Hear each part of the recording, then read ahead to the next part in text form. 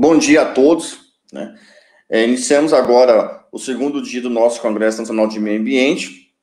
Nesse primeiro momento, com a apresentação de alguns trabalhos, né, que serão apresentados agora na manhã do segundo dia, tá certo?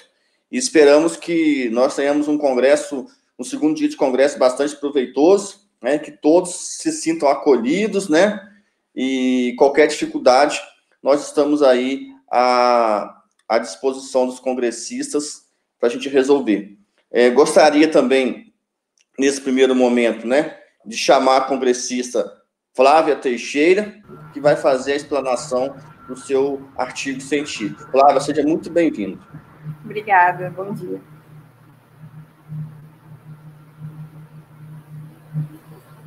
Olá a todos. Meu nome é Flávia da Silva Miller Teixeira, sou aluna de mestrado em Ciência e Tecnologia de Polímeros do Instituto de Macromoléculas Professora Heloísa Mano, da Universidade Federal do Rio de Janeiro, e apresento um trabalho intitulado como Reprocessamento de Resíduos Plásticos oriundos de Equipamentos Eletroeletrônicos no 17º Congresso Nacional do Meio Ambiente. Bom, nos resíduos de equipamentos eletroeletrônicos é possível encontrar variados tipos de materiais, entre eles os plásticos, os polímeros, como o copolímero acrilonitrilo-butadieno estireno, o ABS, e o poliestireno de alto impacto, o RIPS. E através da reciclagem é possível reaproveitar esses resíduos plásticos, dando uma nova utilidade a eles, ou então reinserindo eles na mesma cadeia produtiva. No entanto, é importante avaliar as propriedades desses resíduos plásticos reciclados após serem reprocessados. Propriedades estas, como o índice de fluidez e a temperatura de transição vítrea. O índice de fluidez é possível verificar através dele, mostrar informações de possível decréscimo da massa molar do material em função do número de reprocessamento. E a temperatura de transição vítrea é possível avaliar a temperatura em que ocorre a mudança do estado material, isto é, a mudança do estado vítreo para o estado borrachoso. Então, é importante avaliar essas propriedades quando se busca a aplicação desses materiais reciclados. Então, o objetivo desse trabalho foi verificar o comportamento dos resíduos plásticos oriundo de equipamentos eletroeletrônicos. Esses resíduos plásticos são o ABS e o RIPS, quanto ao índice de fluidez e a temperatura de transição vítrea em 6 reprocessamentos, isto é, extrusão seguido de injeção, e compará-los com os polímeros virgens também reprocessados. Então, nesse trabalho, foi utilizado 4 tipos de materiais, como é apresentado no fluxograma. 2 materiais, ABS e RIPS virgens, e ABS e RIPS oriundo de resíduos de equipamentos eletroeletrônicos. Sendo esses resíduos plásticos oriundos de equipamentos eletroeletrônicos, eles foram fornecidos por 2 recicladoras localizadas no estado do Rio de Janeiro, sendo que o ABS, em toda a sua porcentagem, ele era composto por coloração preta. E o RIPS, 76% em massa, era composto por grânulos de coloração preta, marfim e cinza. Então, esses 4 materiais, eles passaram por análises para verificar o índice de fluidez e a temperatura de transição vítrea. O índice de fluidez ele foi realizado de acordo com a norma ASTM 1232, realizado em um plastômetro. E a temperatura de transição vítrea ela foi realizada em um calorímetro diferencial de varredura. Posteriormente, esses 4 materiais eles foram reprocessados. Esse reprocessamento ele aconteceu da seguinte forma: uma etapa de extrusão, processo de extrusão realizado numa extrusora de dupla rosca, posteriormente uma etapa de injeção realizada em uma injetora. Esse reprocessamento aconteceu 6 vezes, isto é, o material foi reprocessado 6 vezes e posteriormente analisado o índice de fluidez e a temperatura de transição vítrea desses materiais. Como resultado, O primeiro ponto, o que foi observado, é que o índice de fluidez dos materiais ABS e RIPS foram distintos um do outro. O índice de fluidez foram diferentes devido à propriedade, à estrutura química e à massa molar de cada material, visto que o ABS, diferentemente do RIPS, ele é composto por poliestireno, polibutadieno e também tem grupo nitrila na sua estrutura química. E isso influencia na propriedade do material, na sua fluidez. Um outro ponto que foi observado foi em relação ao número de reprocessamento. Conforme o número de reprocessamento foi exposto a um material, o índice de fluidez desse material também aumentou. Foi verificado que no 6º reprocessamento obteve o maior índice de fluidez para todos esses materiais, chegando comparativamente ao primeiro reprocessamento, chegando a tendo um aumento de 11% para o ABS virgem, 33% para o RIPS virgem, 15% para o ABS oriundo de resíduo e 12% para o RIPS de resíduo. É importante salientar que cada vez que esse material ele está sendo reprocessado, ele está sendo submetido à temperatura e a cisalhamento, que também vem a interferir, vem a influenciar na propriedade, no índice de fluidez do material. Um outro ponto foi em relação à temperatura de transição vítrea. Apenas para o RIPS, oriundo de resíduo de equipamentos eletroeletrônicos, sofreu variação na sua temperatura.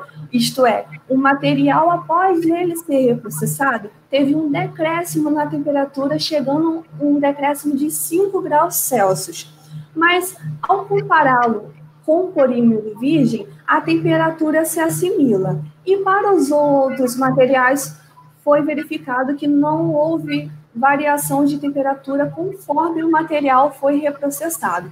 Então, no trabalho, foi possível verificar que, conforme o material ele é submetido a um reprocessamento, o índice de fluidez dele aumenta. No entanto, ao comparar esses resíduos plásticos oriundos de equipamentos eletroeletrônicos, esse aumento é relativamente uma percentual pequeno, porque é necessário que o material seja reprocessado 6 vezes para que tenha um aumento no índice de fluidez de 12% a 15%.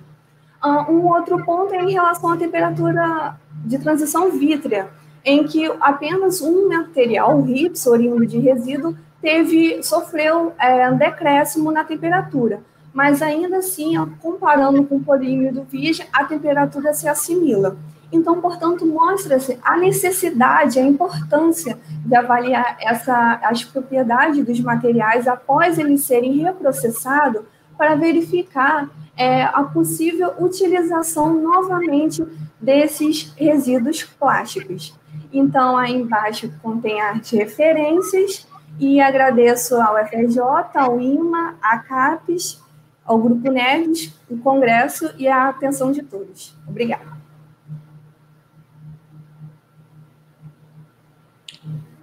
Agradeço aí a apresentação do trabalho pela congressista Flávia Teixeira, tá?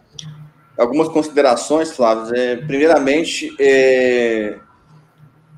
parabenizar pela qualidade do trabalho, é um trabalho muito bem feito, é um trabalho assim que realmente a gente percebe que teve os cuidados, né, os critérios aí muito bem apresentados por você, tá? Em todo momento da apresentação do banner, você teve o cuidado de apresentar aí toda a parte de criteriosa, toda a parte de tecnologias que você utilizou. Então, assim, um trabalho de grande qualidade, e com certeza é um trabalho que vai contribuir muito, né? A gente fala muito na questão do plástico aí. A gente mora numa cidade pequena e aqui o lixo não é tratado, nós não temos aterro, né? E aí, uns 10 dias atrás, nós fomos fazer uma visita no aterro, e o que mais chamou atenção no aterro, coincidência, são esses plásticos, né, de eletrodoméstico, eletrônico, que mais tem no lixão da nossa cidade, que é uma cidade de 20 mil habitantes, são esses materiais aí que você está propondo aí né, o reaproveitamento e a reutilização. Então, realmente é um trabalho que, quando chegar aí na ponta, né, chegar aí para a sociedade, aplicar ele na prática, realmente vai ser de grande valia, principalmente para os municípios pequenos, que têm muita dificuldade em tratar esse tipo de lixo, tipo de resíduo. A gente nem pode chamar de lixo, que é um resíduo que pode perfeitamente ser reaproveitado. Então, realmente, é um trabalho que merece aí, né, ter uma sequência, tá? Então, eu acho que a qualidade dele é indiscutível, tá? De grande relevância mesmo. Um outro ponto positivo também foi a segurança da apresentação. A gente tem a percepção de que o trabalho realmente foi feito por você. Então, quando a gente trabalha com trabalho experimental, a gente tem eu, por exemplo, eu só oriento trabalho de experimento. Eu não oriento nenhum tipo de trabalho que tenha revisão, porque não tem muita segurança.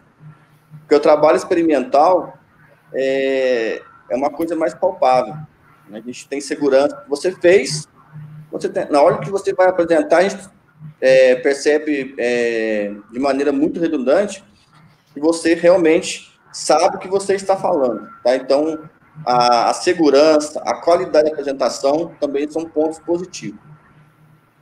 E o terceiro ponto, que eu já disse anteriormente para você, é a questão da relevância. Né? Então, ontem mesmo eu estava vendo uma matéria sobre a questão dos plásticos em Honduras, nas praias de Honduras, onde saiu a matéria do Canal 11 de Honduras, falando da questão desses plásticos, né? Na região litorânea de Honduras. Você vê como que o trabalho seu é importante, porque a gente vive hoje numa sociedade do descartável. Até os produtos eletrônicos que a gente compra hoje, eles têm prazo de validade, né? E para onde que vai isso daí depois? Tem a logística reversa? Tem, mas funciona perfeitamente? Não. A logística reversa que mais funciona hoje para esse material são os lixões. Então, esse tipo de trabalho realmente, né, quando eles realmente chegarem lá na ponta e forem aplicados, vai ser de muita relevância, né, porque vai diminuir significativamente a quantidade desse material nos nossos lixões. Eu falo lixões porque os aterros ainda é uma coisa muito distante de nós atingirmos no Brasil. Não é porque os municípios não queiram fazer, não. É porque ainda é uma tecnologia cara, né, para nós aqui no Brasil. Não vamos fazer de conta, não, porque a maior parte dos municípios é isso, né? E a contribuição dele para a sociedade. É um trabalho de mestrado, doutorado? O que é? Trabalho de mestrado. Então, com certeza, quando você for para um doutorado, é um trabalho que você vai dar um escopo nele diferente, né? E é um trabalho aí de futuro brilhante, né? E como eu disse anteriormente, espero que no próximo ano, né, se nós conseguirmos fazer o evento presencial, que você venha novamente, né, e apresente para nós já novidades com relação ao trabalho, né? Um convite que eu faço para você, vamos torcer que a questão de Covid passe, todo mundo, quem quiser tomar vacina, que tome, né? Quem não quiser também não toma, não tem problema nenhum. Então, cada um sabe o que tem que ser feito, mas que nós possamos fazer o congresso ano que vem presencial e que você venha novamente com esse trabalho, com dados novos para nós. É muito importante e vou te parabenizar. Um trabalho de excelente qualidade, né? Digno da UFRJ, né? Porque eu formei no Rio de Janeiro, mas não formei na UFRJ, mas nós sabemos aí como que é importante para o Brasil o fundão. O fundão, ele é para nós, é um marco na educação do Brasil. Né? Então, fala-se muito mal das instituições públicas, quem não conhece. Nós que viemos das instituições públicas, sabemos, né, como que é relevante os trabalhos prestados pelas universidades. Então, um trabalho desse aí é feito pela Universidade do Rio de Janeiro, Fundão, realmente mostra para nós que nós temos que brigar e lutar pela permanência do ensino público gratuito de qualidade, tá certo? Bom dia, parabéns. Levo também os meus parabéns aí para os orientadores, tá? É um trabalho de grande relevância, esperamos encontrar vocês em 2021 aqui em Poços de Caldas, tá? Bom dia. É com grande satisfação também agora que nós damos continuidade aqui aos trabalhos, né? E gostaria de chamar a Adriana Alves, né, para fazer aí a sua apresentação do seu trabalho no nosso congresso, tá? Seja muito bem-vinda, Adriana. Obrigada, bom dia. Meu nome é Adriana, Eu sou tecnóloga em produção sucroalcooleira pela Universidade do Estado de Minas Gerais e mestranda em ciências ambientais também pela Universidade do Estado de Minas Gerais, aqui de Frutal, bem no interior, né, do estado. E eu vou apresentar para vocês, né, no 17º Congresso Nacional de Meio Ambiente, o trabalho intitulado Efeito do ácido indol-butírico obtido de sementes de fazelos vulgares no desenvolvimento de mudas de cana-de-açúcar, utilizando o sistema de mudas pré-brotadas. Primeiramente, vamos falar da expansão, né, do setor sucroenergético, que é um setor promissor no Brasil, com grandes perspectivas de expansão e crescimento, e que, segundo a Confederação Nacional da Indústria, a tendência para 2030 é uma produção de quase 950 milhões de toneladas de cana-de-açúcar. Então, diante desse esforço, dessa demanda por essa produtividade tão elevada, nós precisamos aumentar a produtividade sem aumentar as áreas agricultáveis. Dessa forma, estamos aí diante de um grande desafio, né, de novas tecnologias que conciliem esses manejos, essas práticas que associam produtividade em sistema de produção sustentável. Daí surgem os bioestimulantes, que são estimulantes naturais, eles influenciam no desenvolvimento das culturas. Eles podem causar inibição, promoção, modificação nos processos da planta. E dentre os reguladores vegetais conhecidos estão as auxinas, as citocininas, as giberilinas, o etilênio, e nós vamos falar aqui do ácido indol-butírico, que é um hormônio do grupo das auxinas, e ele atua principalmente no desenvolvimento das raízes. Ele existe também no mercado, né, de forma sintética, e o nome popular dele é pó enraizador. Mas ele existe também nas plantas de forma natural, e ele pode ser utilizado como forma no desenvolvimento das raízes da cultura de interesse. E se a planta possui mais raízes, ela possui maior eficiência para explorar os ambientes, ela possui uma maior capacidade de reagir a condições adversas, ela possui uma maior eficiência fotossintética e finalizando com uma maior produtividade. Tudo isso com a redução de agroquímicos, favorecendo o meio ambiente pelo sistema de produção sustentável. Dessa forma, o objetivo desse trabalho foi avaliar se o extrato aquoso de fazelos vulgares é capaz de promover e melhorar o enraizamento e desenvolvimento de mudas de cana-de-açúcar pelo processo de mudas pré-brotadas. O que é o sistema de mudas pré-brotadas, né? Ele vem sendo utilizado nas indústrias de cana. Ele é um sistema diferente do convencional que planta os toletes nos sulcos de forma direta. Nesse sistema de mudas pré-brotadas, eles são plantados em tubetes, um pedaço de tolete que corresponde apenas a uma gema, que é denominada mini-rebolo. Após o plantio, elas são cultivadas em viveiros, sob condições favoráveis ao desenvolvimento. E depois que elas crescem, né, se tornam mudas desenvolvidas, é que elas são plantadas na lavoura. E iniciando então a metodologia, né, nós selecionamos o feijão fradinho, ele foi alocado em 2 recipientes, um contendo 250 gramas e o outro 500 gramas, né, colocou-se 1 litro de água em cada um desses recipientes e colocou-se em estufa, com fotoperíodo de 12 horas a 32 graus durante 4 dias, até que se emergessem aquelas plântulas, né. Após essa germinação, essas amostras foram trituradas em processador, resultando em 2 concentrações, uma de 250 e outra de 500 gramas por litro. Cada uma dessas concentrações foi testada em 2 variedades, a RB867515 e a CTC4. Os mini-rebolos, eles foram imersos em cada uma dessas soluções durante 60 minutos. Em seguida, foram plantados em caixas plásticas contendo um substrato vegetal e mantido a 32 graus em câmaras de germinação. Com 10 dias, realizou-se a repicagem, passando os brotos para os tubetes. E, a partir daí, os tubetes foram mantidos em condições parecidas com o campo, né? E apenas nos primeiros 7 dias colocou-se um sombrite sobre eles, para proteção do sol. E a poda foliar realizou-se aos 30 dias e as análises aos 60 dias, após o plantio. Dentre as variáveis analisadas estão a altura da planta, comprimento e densidade das raízes, massa seca foliar, a massa seca dos colmos e a massa seca das raízes. Os resultados foram analisados estatisticamente e as médias comparadas pelo teste de Tuck, 5% de probabilidade. Pode-se ver na tabela 1 que o teste apresentou diferença significativa para o atributo altura da planta no tratamento da variedade RB867515, com a concentração de 250 gramas por litro.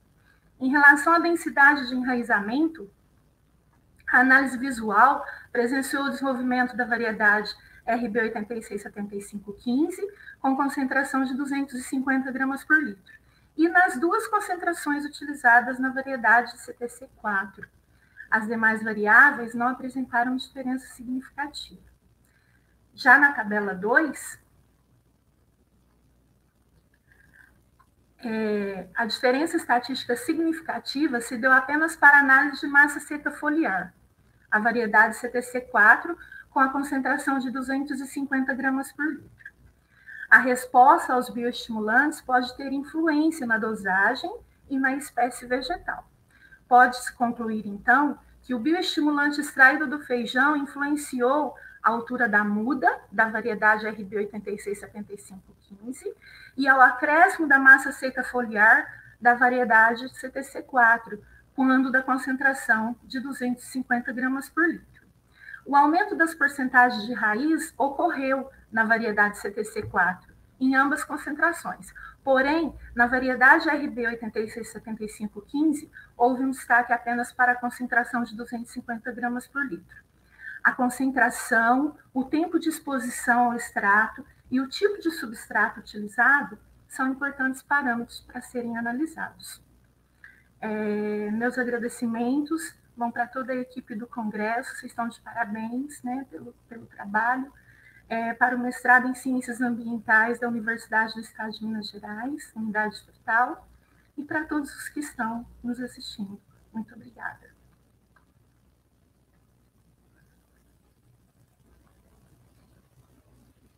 Adriano, gostaria primeiramente de parabenizar pelo trabalho, né?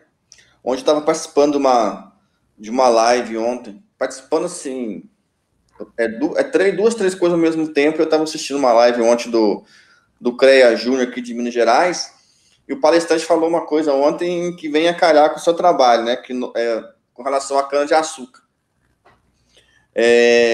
48% do álcool e do açúcar do mundo sai do Brasil, né? A gente sabe disso, que praticamente 50% aí até ele usou um termo bastante interessante, que 48% da doçura do mundo sai do Brasil, né? Que é a questão do açúcar, né?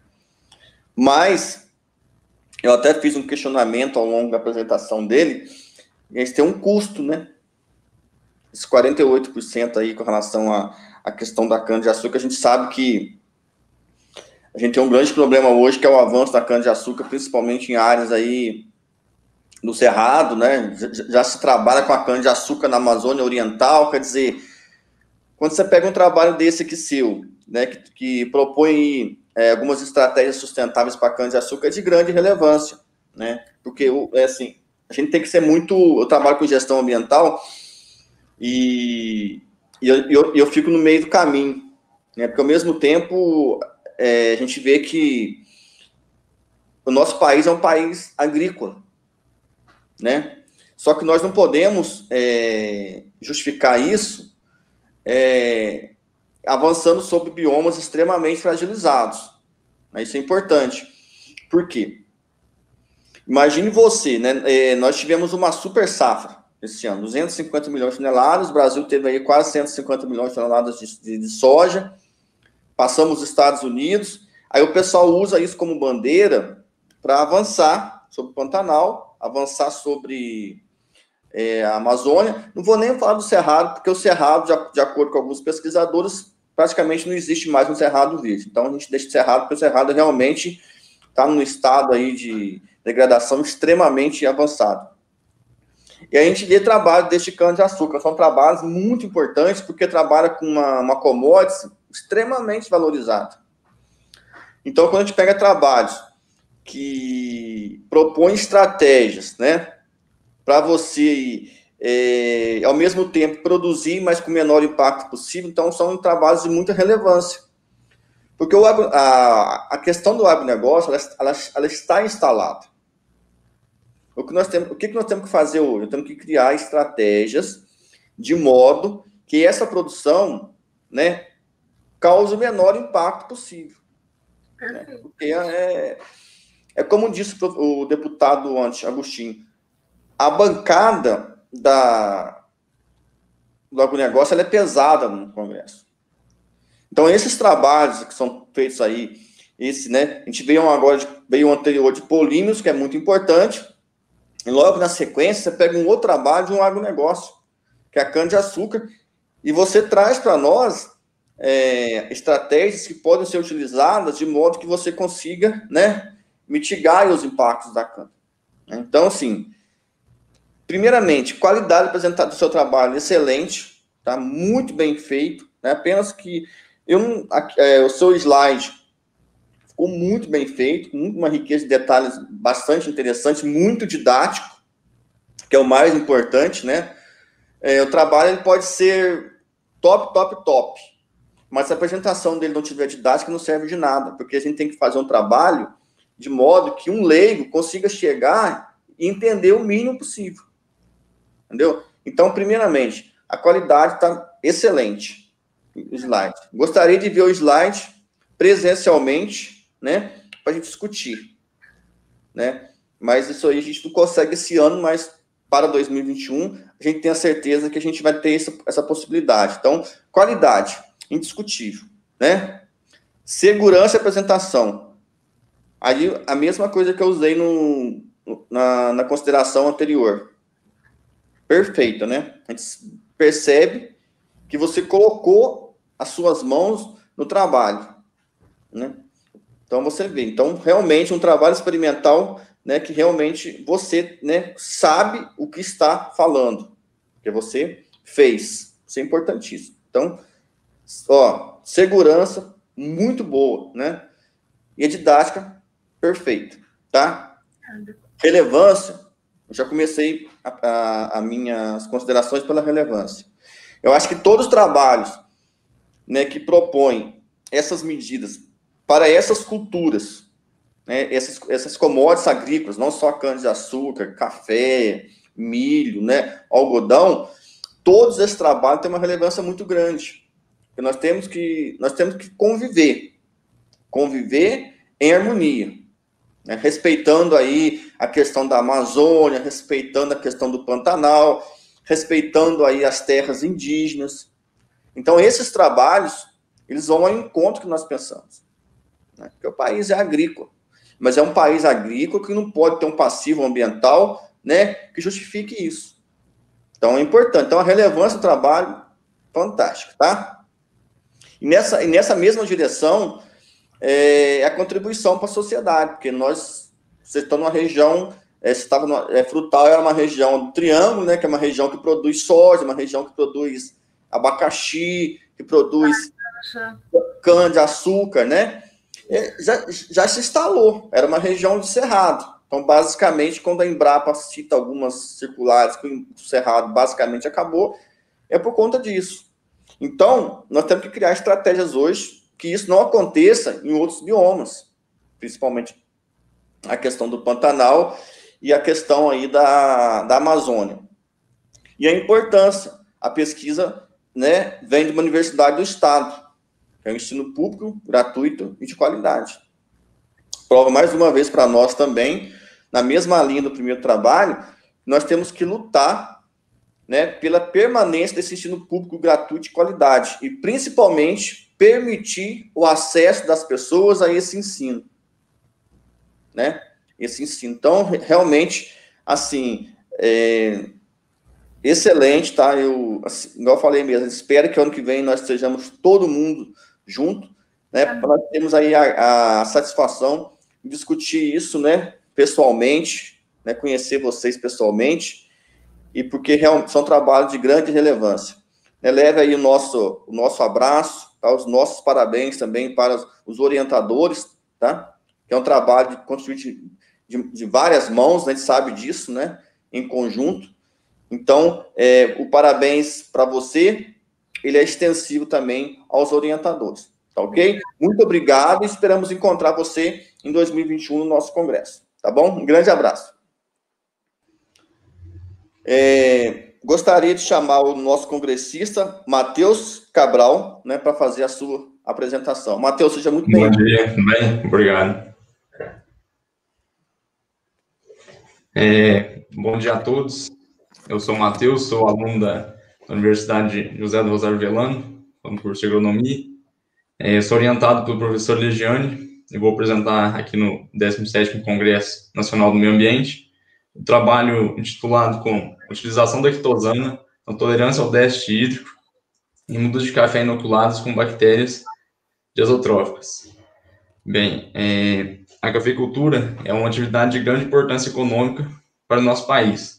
O Brasil é um dos maiores exportadores de café, que corresponde por cerca de 70% da exportação mundial. Dentre os estados produtores, Minas Gerais é um dos maiores produtores, correspondendo por volta de 50% da produção nacional. Porém, essa atividade vem sendo muito prejudicada pelas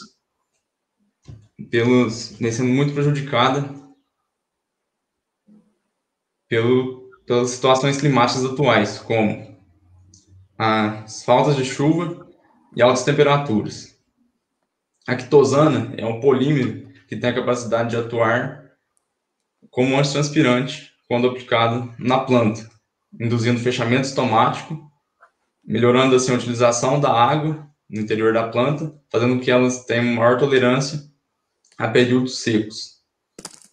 As bactérias azotróficas podem trazer inúmeros benefícios para as plantas a quais elas se associam, como fixação biológica de nitrogênio, pode promover maior crescimento vegetativo, entre outros inúmeros benefícios, como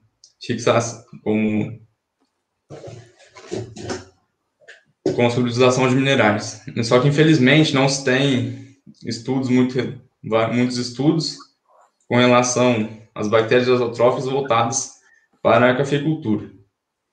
O objetivo desse trabalho foi avaliar o potencial de uso da quitosana associado à inoculação com bactérias diazotróficas em mudas de café submetidas ao déficit hídrico. Vou falar um pouco sobre a metodologia do trabalho. Pode ir um pouco para baixo, por favor.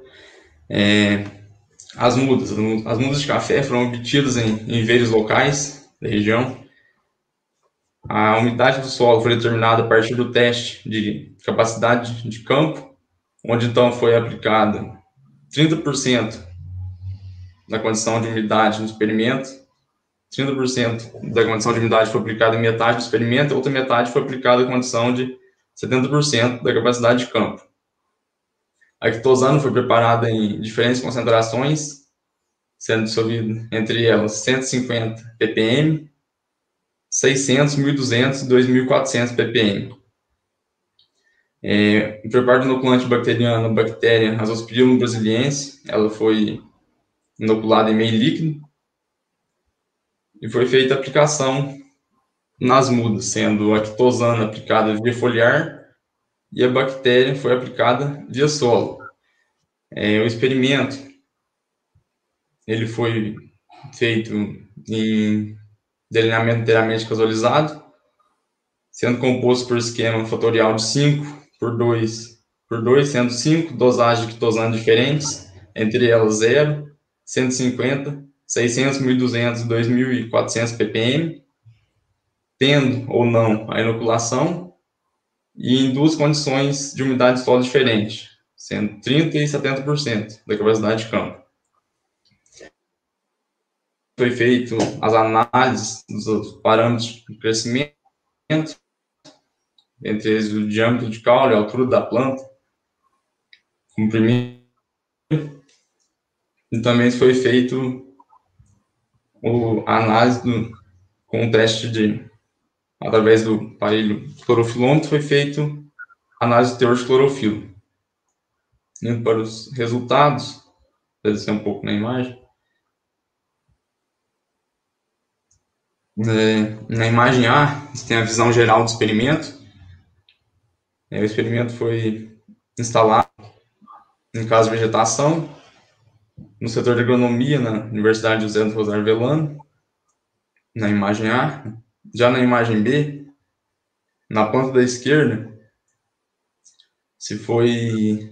é uma planta que foi submetida a 30% da capacidade de campo, sem inoculação. Já na direita, é uma planta que foi submetida a 70% da capacidade de campo. Indo para os resultados, deixa eu dar um zoom na tabela. A altura da planta, ela não foi influenciada pelas diferentes dosagens, concentrações de quitosano, e nem pela inoculação ou umidade. Já o comprimento da raiz, ela foi diretamente, tem uma ligação direta com as diferentes dosagens de quitosano, só que, porém, onde se teve as melhores médias, se encontraram as concentrações de 150, 600 e 2.400 ppm. Só que o comprimento de raiz também não teve interação com a inoculação e nem com as diferentes umidades. Com relação ao teor de clorofila, pode ser observado que as melhores médias, quando comparadas com a inoculação, nas concentrações de 150 ppm e 1.200. Quando se faz a comparação entre inoculação e dosagem versus a dosagem de quitosano, fazendo uma comparação entre tratamentos com inoculação e sem inoculação, teve uma diferença estatística quando a quitosano foi utilizada na dosagem de 600 ppm, onde o tratamento sem inoculação teve uma menor média de clorofila e o tratamento com inoculação teve uma menor média de teor de clorofila e tratamento sem inoculação, e também teve uma diferença estatística quando utilizada a quitosano na dosagem de 1.200 ppm, onde o tratamento com inoculação já teve um maior teor de clorofila médio de tratamento sem inoculação. Seguindo um banner, né? Bem, já concluindo o trabalho, a quitosano apresenta o potencial de associação à inoculação com bactérias diazotróficas, para aumentar o teor de clorofila. Os autores agradecem ao CNPq pelo suporte financeiro. Eu gostaria de agradecer a atenção de todos até agora pela apresentação. Matheus, obrigado aí pela sua apresentação. É um TCC, é uma dissertação? O que é? É um projeto de iniciação. Um IC, né? Tá, primeiramente, quero parabenizar, tá? Isso. Eu quero parabenizar o trabalho, né? Eu acho que a professora Ligiane, que é a orientadora, já esteve no congresso, falando para nós sobre fixação biológica de nitrogênio, se não me engano. Eu acho que ela já teve algumas edições aí, alguns anos atrás, conosco como palestrante. Ela que é a orientadora, né? Isso. Então, quero parabenizar, primeiramente, por conta do café, né? Nós estamos aí na região que mais produz café no mundo, que é o sul de Minas. O estado de Minas é o maior produtor, nossa região é o maior produtor mundial de café, tá? Então, assim, mesma coisa do trabalho anterior. O trabalho anterior trabalhou com uma commodity muito importante, que é a cana-de-açúcar, de uma maneira bastante evidente da importância da cana, e logo na sequência vem um trabalho para nós aqui na região de grande relevância, que é o café. A nossa economia aqui da região, ela basicamente se baseia no café, né? Não podemos falar diferente porque nós não estamos numa região industrial, não temos grandes indústrias, né? Salvo-se algumas exceções. O que move a economia da maior parte dos nossos quase 200 municípios do sul de Minas é o café, tá? Então, esse tipo de trabalho aí, que propõe algumas estratégias para o cultivo de café, eles são sempre muito bem-vindos, novas tecnologias, né? existe na literatura, como você bem disse, uma dificuldade muito grande em relacionar a quitossana, né, que é um polímero, para o cultivo de café, né? Então, esses tipos de trabalho, eles acabam sendo referência para futuros trabalhos, né? Porque alguns erros, por exemplo, que a gente encontra, algumas inconsistências, em trabalhos futuros já não vai acontecer mais, né? Então, esses trabalhos aí, principalmente nessa linha, né, trabalhando com a quitossana, com esse polímero aqui, é muito importante porque, como você bem disse, né, tem uma relação muito direta aí com a questão do déficit hídrico. E indo nessa direção climática, né, nós estamos no processo, né, eu não gosto muito do termo mudança climática, né, eu acho o termo muito pesado, eu acho que nós estamos num momento de emergência climática, né, eu acho que nós temos que trabalhar com essa emergência climática. E dentro disso, tem a questão do déficit hídrico. Nós passamos aí, teve locais aqui do sul de Minas que ficaram 110 dias sem chuva, né? Segundo alguns colegas que estavam comentando comigo há alguns dias, né? Foi um dos maiores déficits hídricos para o cultivo de café nos últimos anos. A gente viu lavouras de café aqui na região de Muzambinho, Guaxupé, praticamente secar. Então, esse tipo de trabalho, por exemplo, que propõe essas estratégias aqui, eles acabam sendo interessantes. Por quê? Em função do impacto no meio ambiente, em função do antropismo, em função da ação do homem, cada vez mais esses impactos, né, essas situações de déficit hídrico, elas vão acontecer de maneira muito mais frequente. Até na época eu estudava, jamais falava que no Brasil tinha tornado. Só esse ano teve 2 tornados. Então, quer dizer, essa emergência climática que leva a vários eventos, dentre eles o déficit hídrico, é muito importante. Por quê? Então, esse tipo de trabalho ele tem uma relevância muito grande, principalmente para o pequeno produtor.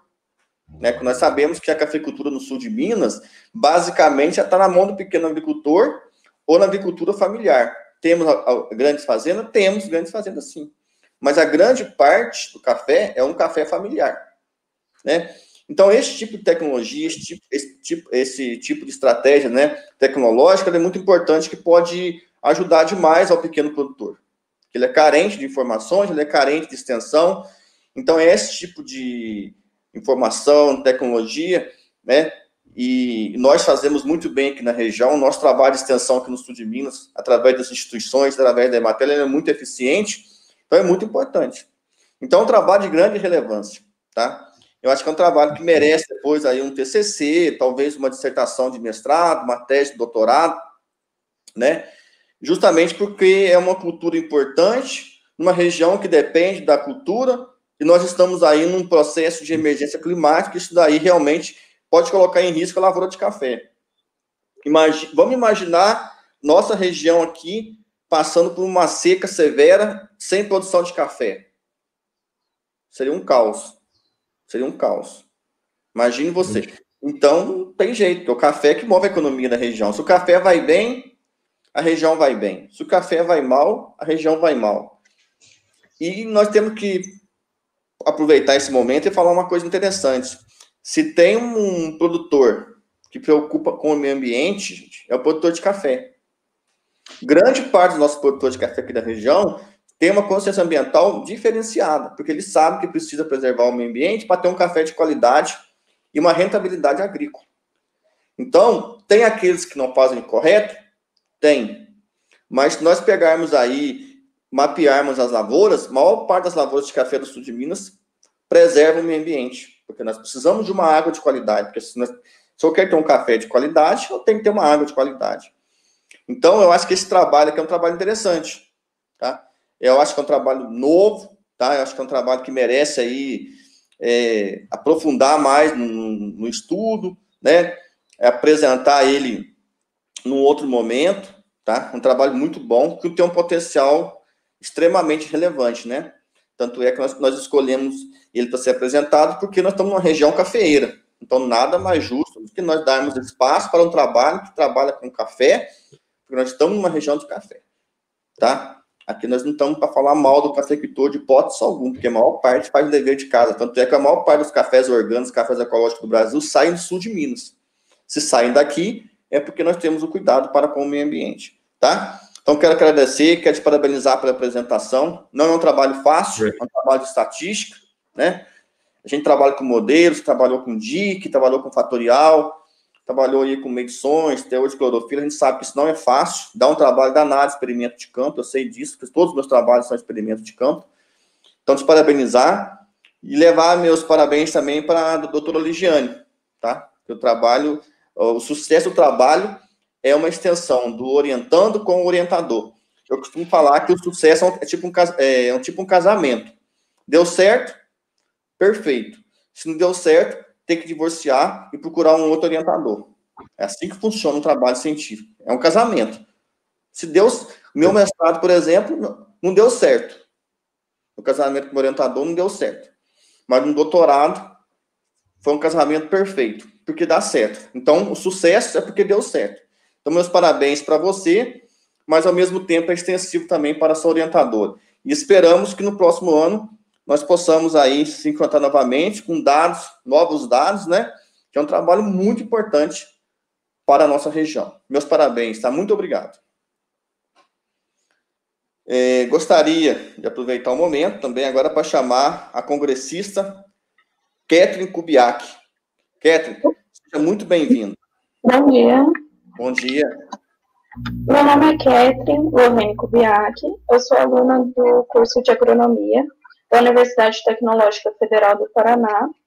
E hoje, no 17º Congresso Nacional do Meio Ambiente, irei apresentar o trabalho que está intitulado como Macrofauna edáfica sobre fragmento de mata nativa e solo fertilizado com água residuária da suinocultura para o cultivo de milho. A criação de suínos ela é extremamente relevante na região sul do Brasil. Portanto, com o aumento da sua produção, também tem gerado um aumento de dejeto de suínos por unidade diária. Esses dejetos gerados, eles são reutilizados na agricultura como forma de fertilizante do solo. Porém, essa reutilização ela pode influenciar a população da fauna edáfica. A fauna edáfica são aqueles organismos que passam parte ou todo o seu ciclo de vida no solo, e eles desenvolvem importantes funções para o funcionamento do ecossistema. Entre eles estão a manutenção da umidade, a mobilização de nutrientes no perfil do solo, o controle biológico, a manutenção de erosão, entre outros. As práticas de manejo do solo, elas podem afetar negativamente a diversidade e abundância desse solo. E entre a fauna edáfica, destaca-se a macrofauna. A macrofauna são aqueles organismos que têm tamanho maior que 2 milímetros, e eles são excelentes bioindicadores da qualidade do solo. Portanto, esse trabalho ele teve como objetivo avaliar os efeitos da aplicação de diferentes doses de água residuária da suinocultura, denominada ARS, sobre a macrofauna do solo em cultivo de milho. O trabalho ele foi realizado no município de Campo Bonito, no Paraná, através de um arranjo experimental composto por 7 tratamentos com 3 repetições, totalizando 21 parcelas de 25 metros quadrados. Os tratamentos, eles são T1, 0 metro cúbico hectare de ARS, que seria a testemunha, T2, 50 metro cúbico hectare de ARS, T3, 100 metro cúbico hectare de ARS, T4, 150 metro cúbico hectare de ARS, T5, 200 metro cúbico hectare de ARS, T6, com adubação mineral de NPK. Esses 6 tratamentos, eles estavam sob cultivo de milho. E o tratamento P7 é o fragmento de mata nativa. A aplicação dessa ARS, ela foi realizada numa etapa única, 7 dias antes da semeadura do milho. Já a produção da matéria seca do milho e a serrapilheira da mata nativa, ela foi obtida através de um gabarito de 1 metro quadrado, que após esse material foi seco em estufa e em peso constante. Para a coleta da macrofauna, foi realizada através do método TSBF, que é como a figura está mostrando. Esse método é esse gabarito, que ele tem proporção de 0,25 por 0,5 por 0,30, onde foi coletado um monólito de solo em cada uma das parcelas. Após essa coleta, essas amostras elas foram analisadas por catação manual com auxílio de lupa, e esses organismos eles foram armazenados em álcool 70 para posterior fazer a classificação taxonômica. Como resultado, o solo fertilizado com ARS e NPK, ele contribuiu para o aumento da produção da matéria seca do milho, sendo observado na tabela que está na parte de cima, por favor, o maior valor no tratamento T5, que seria 12,1 toneladas por hectare. Porém, não foi observado o mesmo para a fauna edáfica, sendo os tratamentos de abundância média T7 e o tratamento T3, que seria com 100 metro cúbico por hectare de ARS, os maiores valores. Porém, esse valor é devido à elevada quantidade de formigas que tem nesses tratamentos. Com relação à riqueza, maiores foram observados no tratamento T4 e no tratamento T7. O tratamento T7 seria da mata nativa e o T4 com 100 metros cúbicos. Com relação à diversidade, foi observado novamente, sendo ela superior no tratamento T4, com 150 metros cúbicos, e no tratamento T7, sendo que no tratamento T4, com a aplicação de RS, foi superior essa diversidade em relação à mata nativa, sendo ela positiva para a macrofauna edáfica. Observando ao lado que o tratamento T5, que seria a maior dose de ARS, que proporcionou uma maior matéria seca do milho, não obteve a mesma positividade para a macrofauna, sendo ela negativa, diminuindo a sua riqueza e também a sua abundância. Com relação aos grupos edáficos amostrados, foram ao total 6, sendo os principais Coleóptera e formigas, por conta da maior quantidade em todas as amostras, sendo elas encontradas em todos os tratamentos, com relevância de 70,45 para as formigas e 13,7 para os coleópteras. Esses dois grupos, eles são extremamente importantes, apresentando uma grande variabilidade morfológica e também alimentar, contribuindo para um incremento de matéria orgânica no solo e também formação de galerias. No tratamento T5 e no tratamento T4, observa-se também que o grupo Xilópoda, ele apresenta em relação aos demais tratamentos. Sendo esse grupo, ele um excelente predador, e ele está no tratamento T4 e no tratamento T5 devido ao aumento da matéria seca do milho. Portanto, como conclusão, o cultivo do milho fertilizado com 150 metros cúbicos por hectare de água residuada da suinocultura possui melhores resultados em relação ao desenvolvimento da macrofauna, com valores semelhantes ao de mata nativa. A fauna edáfica, ela apresenta decréscimos para a riqueza de grupos e diversidade com submetidos a doses elevadas de fertilizantes. As referências utilizadas durante as apresentações foi de Bignell e seus colaboradores, Segatti e seus colaboradores e Vasconcelos e seus colaboradores. Os agradecimentos vão ao CNPq pela concessão de bolsa de doutorado e também ao Congresso. Muito obrigada.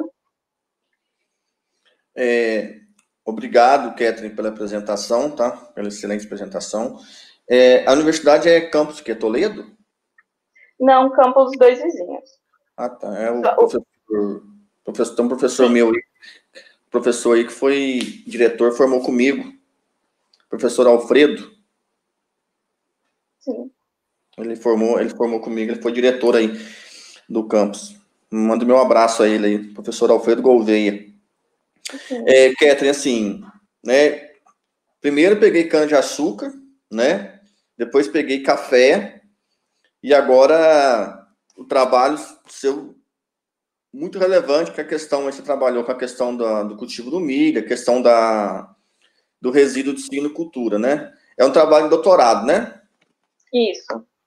Assim, primeiramente, parabenizar, né? Nós sabemos aí como que é difícil fazer um trabalho de campo desse porte, né? Na mais doutorado, a gente sabe que o experimento demanda muito tempo, e as coisas estão complicadas, porque a gente sabe só quem fez um experimento de campo, em doutorado, sabe como que dá trabalho a condução de um experimento. E observando aqui a sua apresentação, a gente vê que foi um trabalho, né, está sendo um trabalho, né, bastante complexo, né, basicamente aí eu creio, já está terminando? Como que está o processo, doutorado? Já foi concluído, na verdade. Então, é um trabalho que realmente é um trabalho que deve ter te dado muito trabalho, creio eu, né? Mas, sim, excelente, tá? Eu acho que, primeiramente, te parabenizar aí pela apresentação, pela segurança. Eu acho que... Muito obrigada. Quem que acompanhou conosco aqui pode perceber aí, né, o tamanho de conhecimento que você tem sobre o assunto, tá? Acho que isso aí foi muito importante, a segurança. A didática que você trabalhou, acho que você apresentou de uma forma didática bastante interessante, tá? E o ponto crucial, né? Isso é a relevância do tema. Acho que quando a gente trabalha aí, principalmente com a questão dos resíduos da suinocultura, né? A gente sabe que tem um poder de poluição extremamente elevado. Nós não temos uma produção de suíno grande, nós não temos. Nós estamos numa região cafeeira e com criação de gado. Mas aqui no campus tem suíno, né? Uhum. E aqui nós trabalhamos com a biodigestão anaeróbica, né? Nós temos aí 500 matrizes, aproximadamente, e trabalhamos com digestão anaeróbica para tratar os dejetos. A gente sabe que realmente é muito complicado, né, esse manejo aí dos dejetos. Então, assim, é um trabalho de muita relevância, principalmente na região do Paraná, algumas regiões aí do oeste do estado do Paraná, na cidade de Toledo, principalmente, que é citada na literatura aí, né, como uma das maiores produtoras de suíno do Brasil, né? Então, o Paraná hoje, ele fez de um grande problema ambiental, que era a criação de suíno. Hoje o Paraná é exemplo do Brasil de como tratar esses resíduos, né? E como tornar esse resíduo aí rentável. Então, esse trabalho sobre doutorado tem um peso, né? Acho que ele tem um peso acadêmico muito grande, tá? Ele tem um peso na parte de extensão muito elevado, tá? Porque realmente vai ao encontro daquilo que a sociedade precisa, né? Principalmente porque o Paraná, assim como nossa região, é um estado agrícola, né? Uhum. Nós sabemos que a agricultura ela é bastante impactante, mas, ao mesmo tempo, a gente tem que criar estratégias para resolver esses problemas. Então, e não é simples mudar e quebrar paradigmas, né? Quebrar aí situações que duram décadas, né, do produtor, não é fácil. A gente que é do campo sabe como que é difícil trabalhar isso na prática, né? Então, assim, trabalho excelente, né? Um trabalho já concluído, né? Já passou pelo crivo aí da qualificação, já passou pelo crivo de uma banca, né? E eu acho que excelente, tanto é que está aqui conosco para ser apresentado, né? E o que eu tenho que te dizer, esperamos aqui para o próximo ano, né? Eu não sei se você está fazendo um pós-doc ou está fazendo algum outro tipo de pesquisa, mas gostaríamos muito do próximo ano, 2021, né, que você estivesse conosco aqui para apresentar esse trabalho para nós de forma presencial. Uhum. E gostaríamos muito, né? É um trabalho muito importante. E também quero te parabenizar novamente e extensivo aos seus orientadores. É um trabalho feito em conjunto.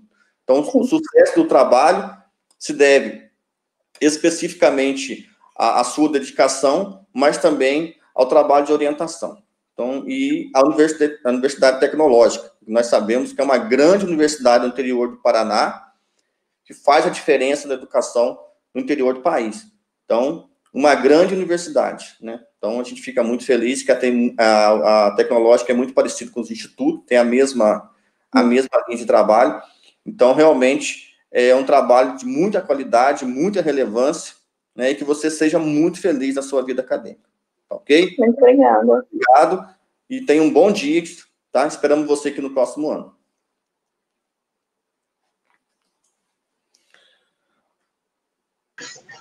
Para nós finalizarmos hoje aqui nossa manhã extremamente produtiva, né? Manhã extremamente de grande aprendizado, gostaria aí de chamar o congressista Antônio Olavo para fazer sua apresentação. Antônio, seja muito bem-vindo. Muito obrigado.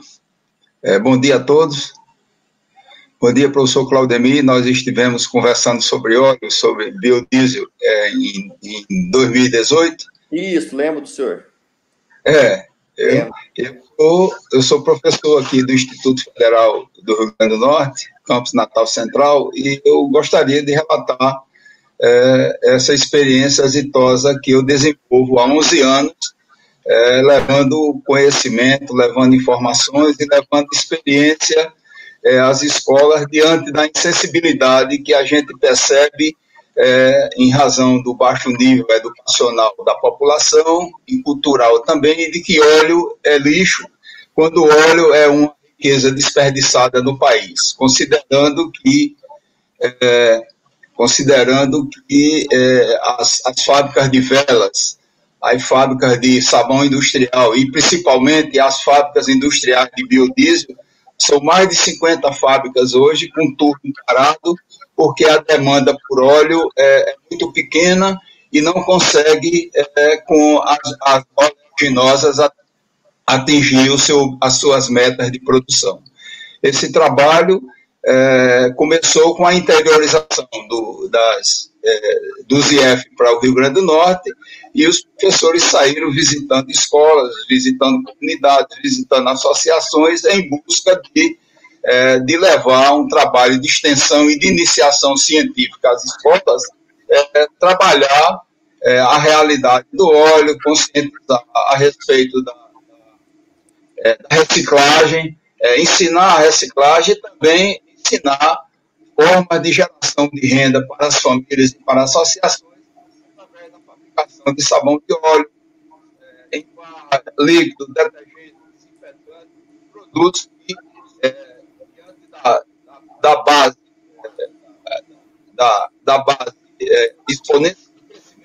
exponencial da base social nossa hoje, da pirâmide, muito próximo de uma realidade de vulnerabilidade social. Antônio, seu som está ruim.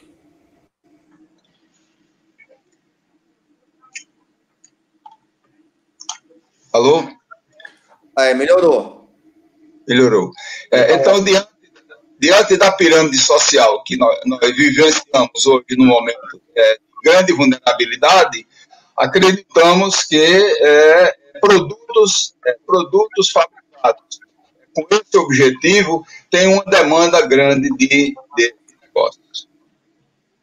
Os nossos objetivos, como está relatado aí, eles visam proporcionar a destinação correta e sustentável ao óleo e as garrafas PETs que não têm aproveitamento na natureza, desenvolver um trabalho de iniciação científica nas escolas para que os alunos conheçam um pouquinho mais de tecnologias sociais e também relacionar os conceitos da economia circular, que visa aproveitar 100% os resíduos provenientes de um processo de produção e reaproveitá-lo de forma ecológica dentro da sociedade. A metodologia que nós adotamos, ela começa com a visita dos alunos às escolas, a visita às ruas, orientando a coleta do óleo, a destinação correta e o desafio às escolas para que elas passem a participar de um projeto de iniciação científica voltado à educação ambiental, um conhecimento que hoje se estende pelos Objetivos para o Desenvolvimento Sustentável da ONU, aonde os principais ODS ainda são ignorados pelos 164 países do mundo. Depois nós divulgamos o projeto na sociedade e, consequentemente, partimos para as oficinas propriamente ditas a partir de gincanas realizadas nas escolas, aonde aquelas escolas chegam com um volume imenso de óleo e um volume imenso de garrafa. Mas é preciso que uma ação ambiental dessa, ela se mantenha, ela continue, ela se aprofunde e ela se torne permanente. Não adianta a escola fazer uma ação motivadora para impressionar e um mês depois não haja mais oficina, um mês depois não haja mais nenhuma atividade ambiental. Então, o grande ponto da metodologia da conscientização é o apoio, a formação de multiplicadores para que a gente consiga levar esse trabalho a um volume expressivo de óleo e de garrafas transformadas. Ô, Antônio, coloque o microfone mais próximo à boca, por favor. Como resultados,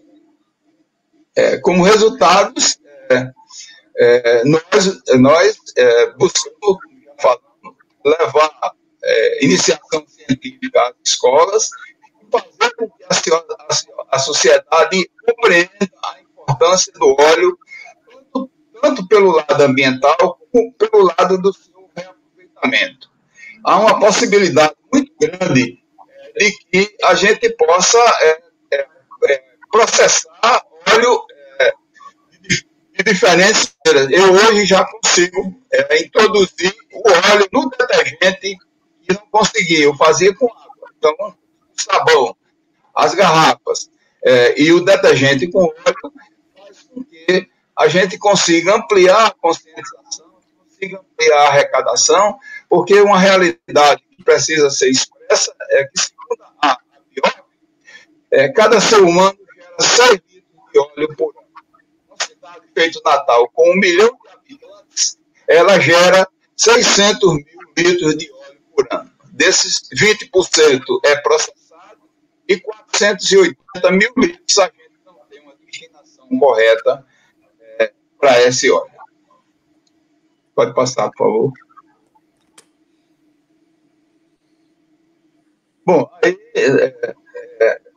nós, como conclusão, nós, além de mostrar diversas oficinas, esse bosque, esse garotinho que está adicionando brancol no óleo residual, é um bosque que nós temos aqui quase 1 metros quadrados, e onde são realizadas as nossas oficinas. Nós temos um museu de minério, e esse museu de minério, ele recebe visitas de escolares, e esses escolares trazem para a gente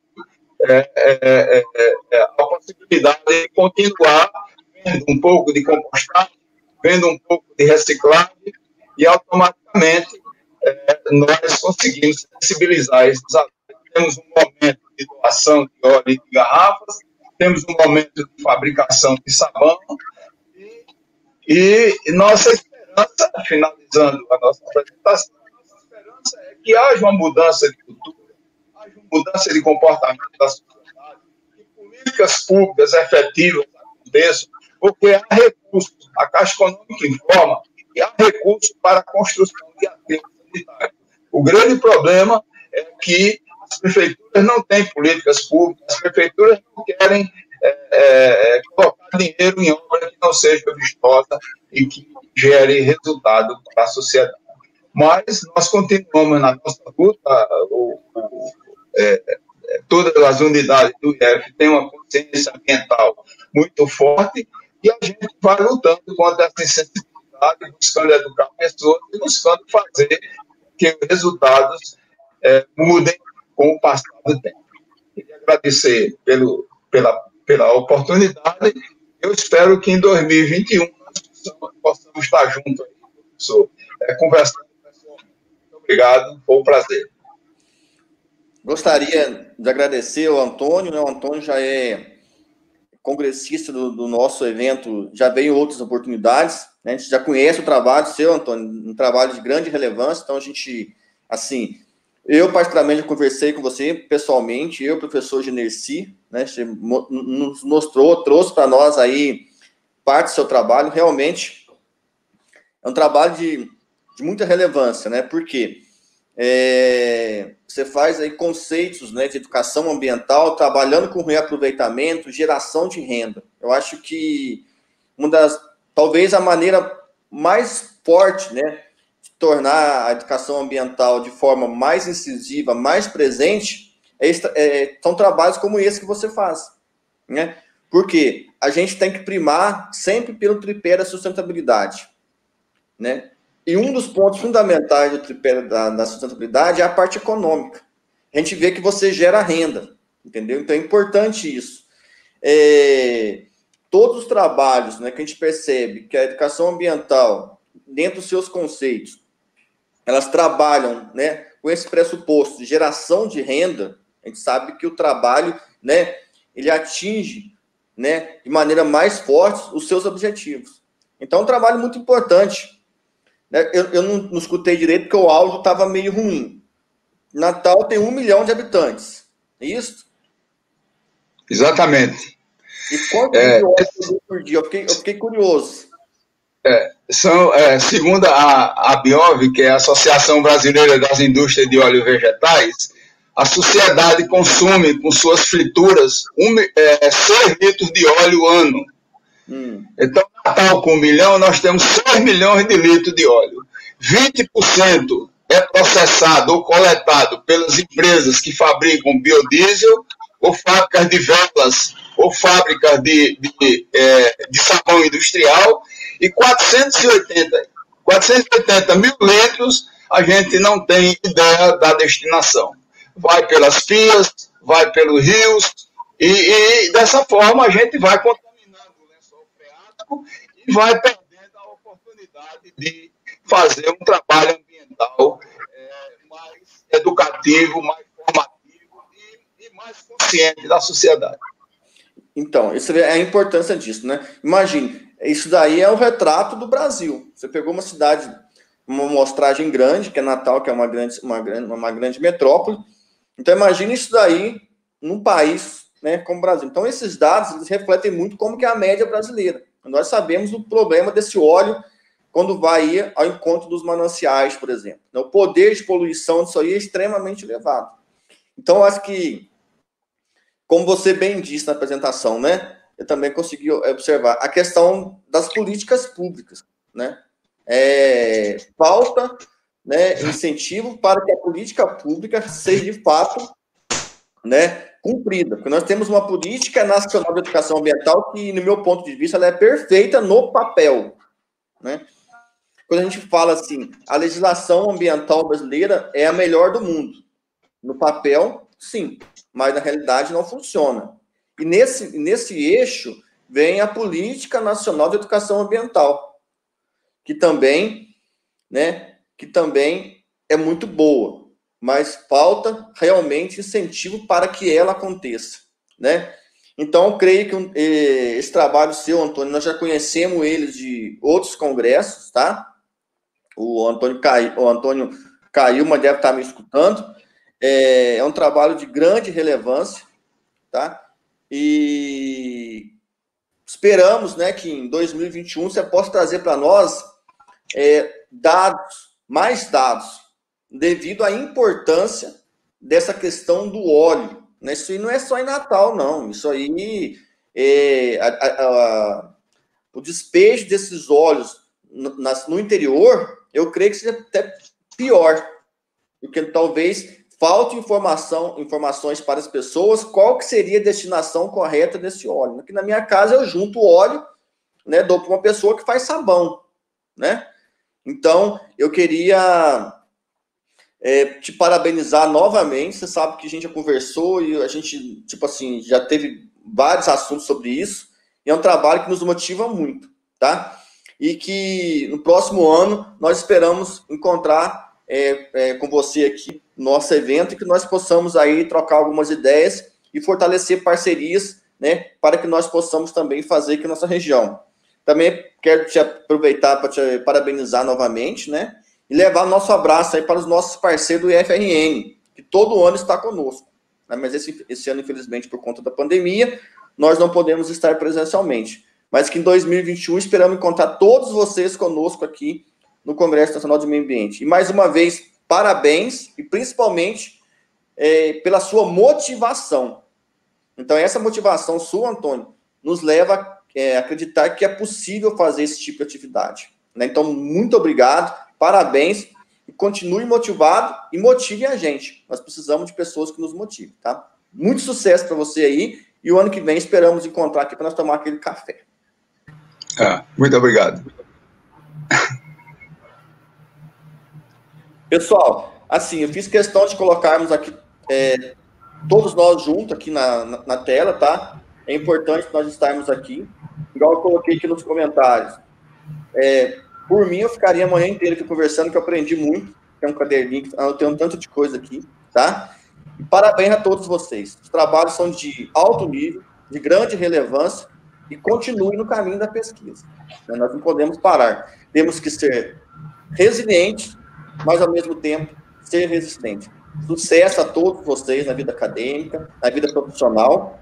Esperamos encontrar todos aqui em 2021 no nosso congresso e tomarmos aquele cafezinho aqui, que é o melhor café do mundo, que é o café do mundo. Um grande abraço a todos. Continuamos com essa programação. Até mais.